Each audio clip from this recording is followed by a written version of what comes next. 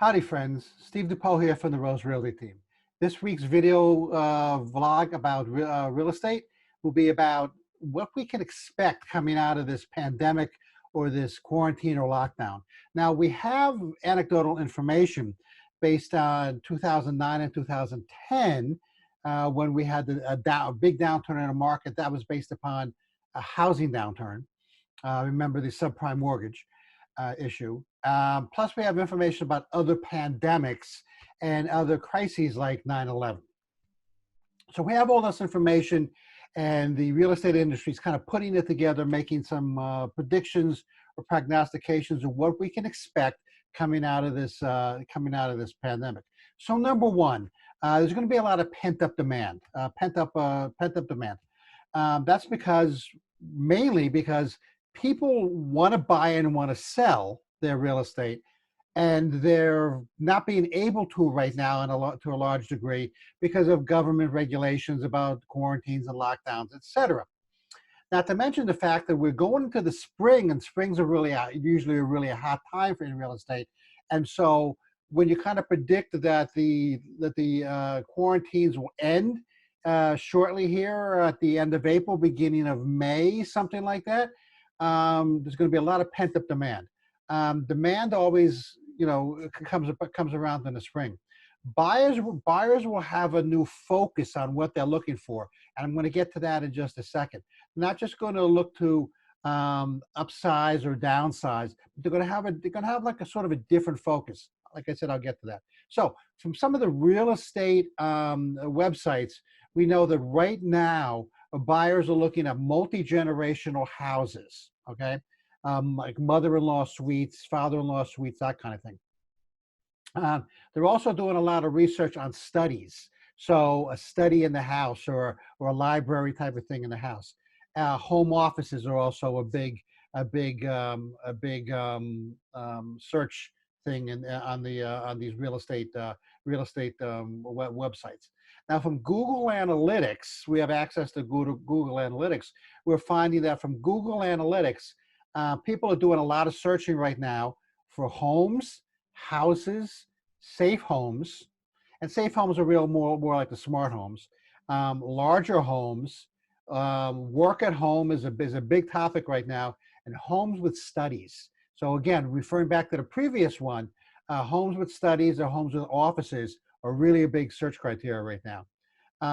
The end result is that buyers are going to want to move closer to work if they have to be on site every day. If they have a job that they're able to work remotely, and a lot of companies are realizing that their employees can be productive even if they're remote. If they're able to work remotely, they're going to look to move further away from the city. Okay. Now here in the Metroplex, there was a lot of issues with people being ill and people even dying, unfortunately, in the big city area. So people are going to want to move further out from the city, and they're looking for larger homes. Now, sellers, on the other hand, will move back towards the more traditional methods of selling their houses, working with real estate agents as opposed to Redfin, Open Door, and Zillow offers. Why? Because these kinds of groups, Redfin, Open Door, they closed down. I mean, they're not even open right now.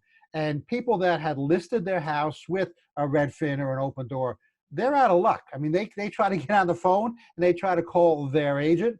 They can't get anybody because these organizations furloughed or even laid off 40 and 60% of their staff. It's a shame. And so they're moving back towards the more traditional method of selling their house. iFinder, for example, which is a program with Keller Williams, they didn't shut down. They're still operating. And so, and that's a little bit different than the iBuyer thing with like Redfin, for example. And we'll get to that in another video.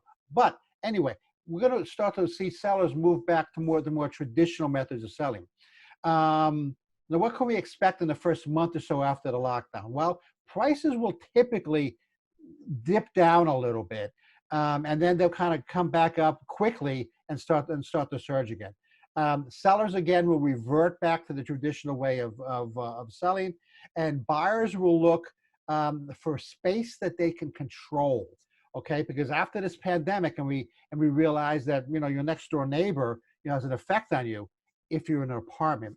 So buyers will start to look for houses that they can control, and larger houses they can control where they feel safe inside. So if they have to go on a lockdown or a quarantine, they feel safe. Now, at the same time, they'll look for larger houses, larger or better, because they're now realizing that, hey, I've got my wife and my three kids, and maybe my mother-in-law. This 3-bedroom house just isn't cutting it anymore. I need a bigger house. Maybe I need 5 bedrooms and 3 living spaces, something like that. So buyers are going to start to look for larger homes.